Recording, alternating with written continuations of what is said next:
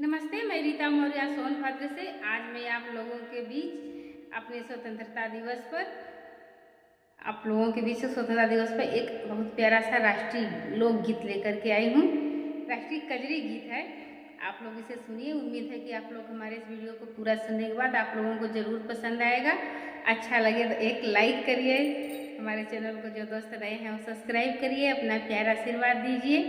मेरा वीडियो कैसा लगा कमेंट बॉक्स में ज़रूर बताएं।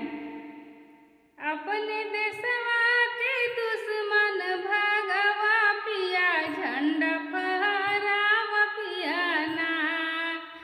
अपने देशवा के दुश्मन भगवा पिया, झंडा लहरावा पिया ना। दुश्मन आए सीमा पार लेके हाथ हथियार, दुश्मन आए सीमा पार लेके हाथ हथियार, लेके हाथ हथियार, लेके हाथ हथियार।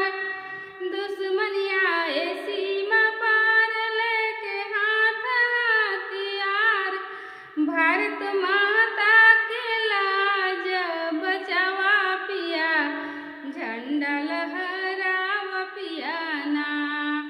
भारत माता का लजिया बचावा पिया, झंडा लहरावा पिया ना।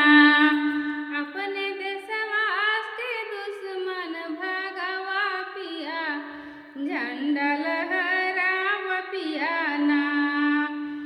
जल्दी छोड़ा तो पगोली मारा दुश्मन की टोली, जल्दी छोड़ो तो पगोली मार दुश्मन के टोली, मार दुश्मन के टोली, मार दुश्मन के टोली। रण में आपन मर्दानगी देखवा पिया, झंडा लहरावा पिया ना। देश में आपन मर्दानगी देखावा पिया, झंडा लहरावा पिया ना। आए झुंड बनाए देश में आतंक मचाए, आए झुंड बनाए देश में आतंक मचाए। उनके मनसूबे पर पानी फिरावा पिया, झंडा लहरावा